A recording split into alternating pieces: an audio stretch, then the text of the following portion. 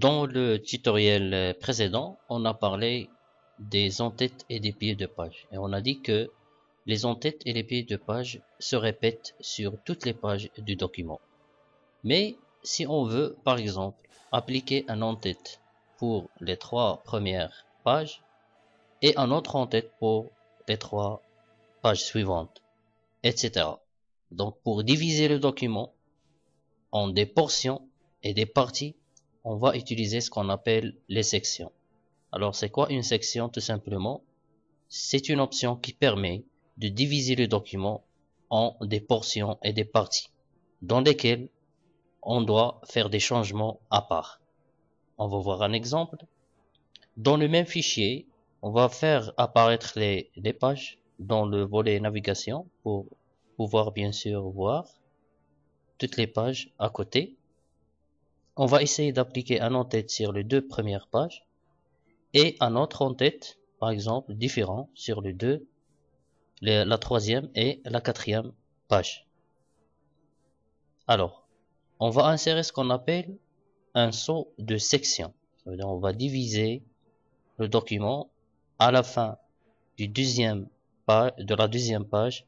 On va cliquer et dans l'onglet mise en page, dans le groupe mise en page, on va cliquer sur saut de page et dans saut de section, page suivante. Là, on voit rien, évidemment, mais on a un saut ici, un saut de section.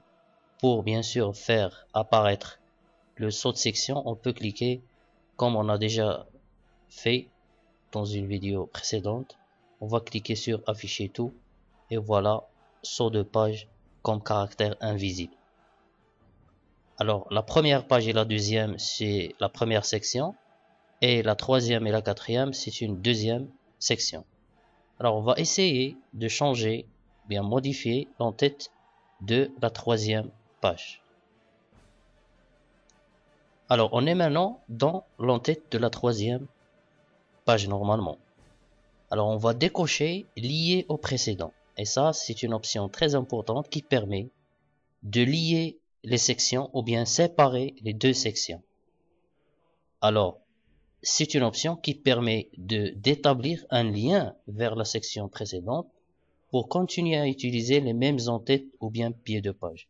Si on veut les séparer, on va décocher lier au précédent.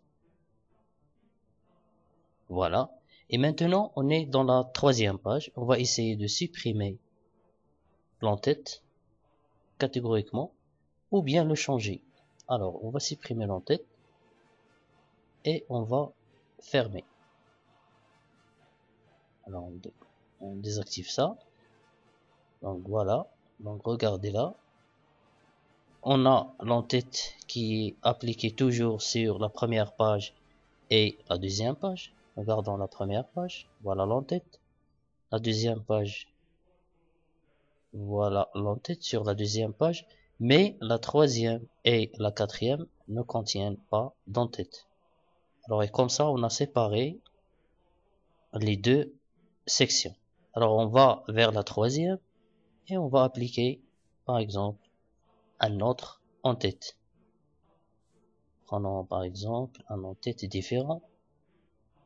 Guide, page paire et fermé. Et voilà, donc dans la première et la deuxième on a un en-tête et dans la 3e et la 4e on a un en-tête tout à fait différent. Et voilà l'utilité des sections. On peut faire des changements, par exemple, prenons un exemple de l'orientation de la page qu'on va traiter après. On peut changer dans la mise en page l'orientation de cette section. Et comme ça, regardez, donc la première page et la deuxième, ils ont une orientation paysage, pardon, portrait, et la 3e et la 4e, ils ont une orientation sous forme paysage. Et comme ça, on peut personnaliser, disons, appliquer des changements sur une section et d'autres changements sur l'autre section. Merci.